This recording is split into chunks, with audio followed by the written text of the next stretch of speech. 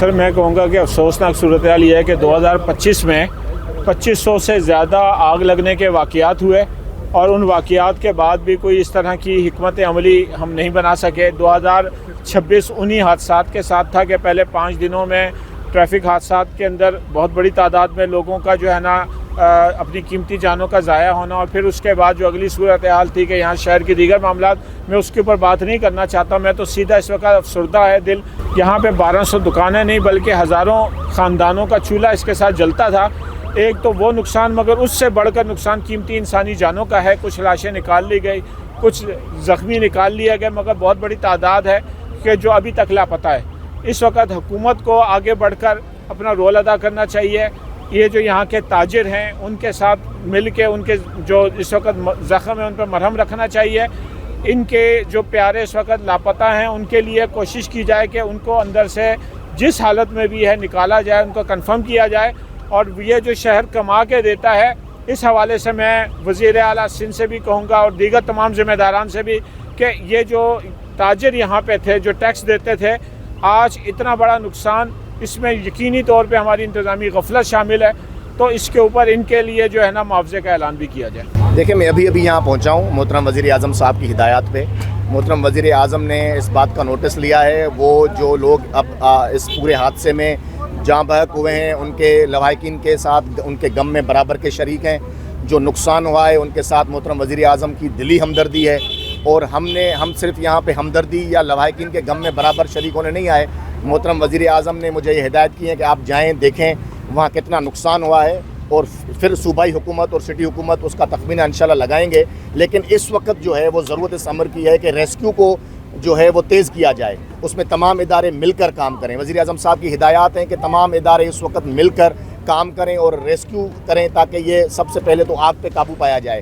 پھر جو بھی نقصانات ہوئے ہیں اس میں جو صوبائی حکومت کو وفاق کی جانب سے جو بھی مدد درکار ہوگی وہ وفاق حاضر ہوگا، انشاءاللہ وہ مدد ضرور ہے۔ مراد علی شاہ صاحب، آپ کی ذمہ داری ہے، آپ حکومت میں پچھلے 17 سال سے، لیکن افسوس کی بات یہ ہے کہ شہر کراچی میں کوئی ایک ادارہ بتا دیں، یہ حکمران ہی بتا دیں کہ جو اپنے حصے کا کام کر رہا ہو، جو صحیح پارٹ پلے کر رہا ہو۔ آپ دیکھیں نا کہ فائر بریگیڈ کا ادارہ وہ بالکل یہاں سے نزدیک ہی ہے، لیکن کتنی دیر بعد پہنچا یہ تو گل پلازا کے صدر صاحب نے بتایا کہ اگر فائر بریگیڈ کا یہ عملہ پہلے پہنچ جاتا، یہ پہلے آ جاتا آگ بجھانے، تو شاید آگ پر قابو پایا جا سکتا، لیکن یہ تاخیر سے آئے۔ البتہ یہ ہے کہ کے الیکٹرک نے فوری طور پہ لائٹ جو ہے وہ کاٹ دی، جس کے نتیجے میں لوگ جو ہے وہ نکلنے میں کامیاب بھی ہو گئے، لیکن سب کے باوجود آپ دیکھیں پانی موجود نہیں ہے، ڈیزل موجود نہیں ہے۔ اس بڑے شہر کے اندر صرف 2 اسنارکل موجود ہیں کہ جن کے ذریعے لوگوں کو ریسکیو کرنے کا کچھ کام کیا جا سکتا ہے۔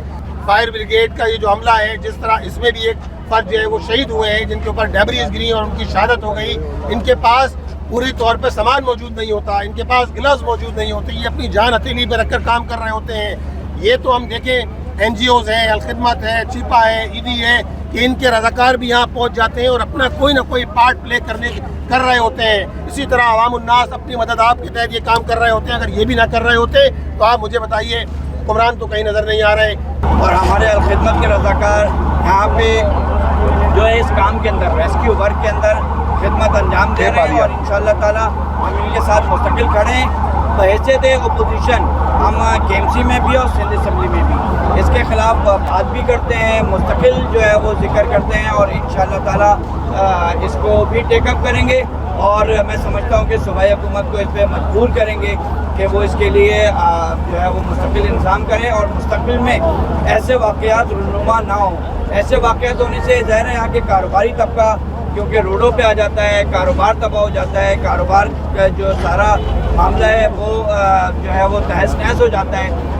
یہ کراچی یہ کاروباری طبقہ یہاں ٹیکس کا ایک بہت بڑا حصہ جو ہے پاکستان کے ٹیکس کے اندر، ریونیو کے اندر شامل کرتا ہے، لیکن ہوتا یہ ہے کہ جب یہ حصہ شامل کر رہے ہوتے ہیں ان کو اس کے اگینسٹ میں جو ہے وہ سہولیات فراہم نہیں ہو رہی ہوتی۔ جب جگہ کا معائنہ کیا تو انہوں نے کہا آگ بڑی سنگین نوعیت کی ہے، اور انہوں نے چیف فائر آفیسر کو کال کیا۔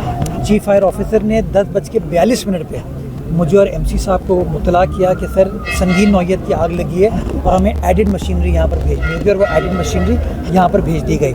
جو پانی کی بات کی جاتی ہے تو فائر بریگیڈ کا تو جواب میں نے آپ کو دے دیا. جو پانی کے حوالے سے بات کی جاتی ہے, جو بھی فائر بریگیڈ آتی ہے, فائر ٹینڈر آتا ہے, اس کے اندر اس کے ٹینک میں ایک لمیٹڈ کیپیسٹی ہوتی ہے پانی کی. جب پانی ختم ہوتا ہے تو اس کے بیک اپ کے طور پر آپ مزید ٹینکرز کو بھیجتے ہیں. پہلی کال غالباً جو موصول ہوئی ہے واٹر بورڈ کو وہ 11:42 پہ ہوئی ہے کہ ہمیں ٹینکر کی, ہمیں پانی کی ضرورت ہے. اور واٹر بورڈ نے اگلے 15 سے 16 منٹ میں جو پہلا ہمارا واٹر ٹینکر تھا اس کو نیپا ہائیڈرنٹ سے ڈسپیچ کر دیا تھا.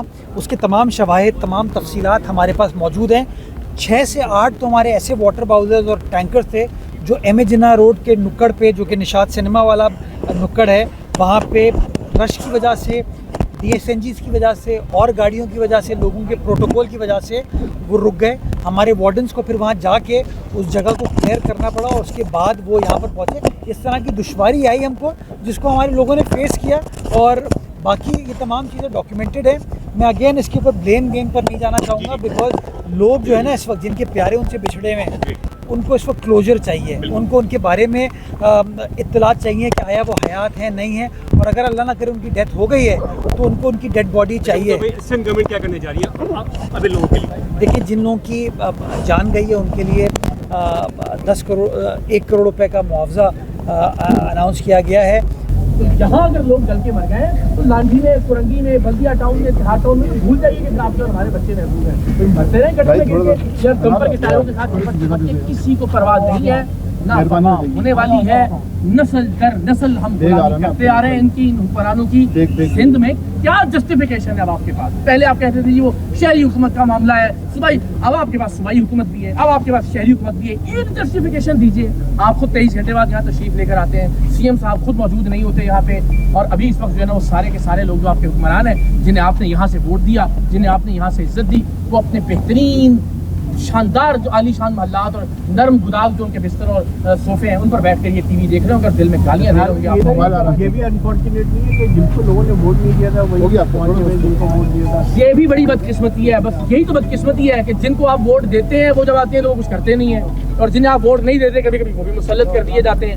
تو اس شہر نے تو بیچارے ہر کسی کو آزما کے دیکھ لیا نا, لیکن کچھ نتیجہ نہیں نکلا. میں ایک بات کہتا ہوں, آپ نے سب پہ ٹرسٹ کیا, 78 سال میں آپ نے ہر ایک پہ اعتماد کیا. میں کہتا ہوں ایک بار آپ خود پہ اعتماد کر کے دیکھیں, خود سوچنا شروع کریں. آپ لوگ آگے آئیں, آپ لوگ اس ملک کی قیادت سنبھالیں.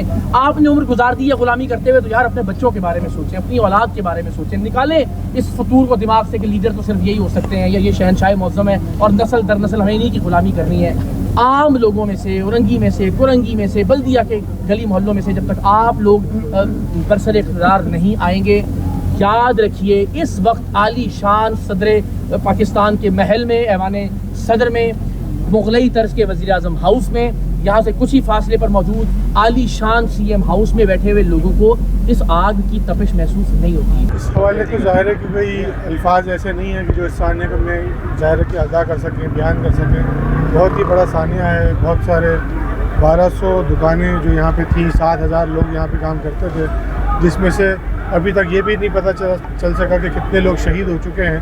تو ان کے تو جو دکھ ہے اس کا مداوع تو کوئی نہیں کر سکتا.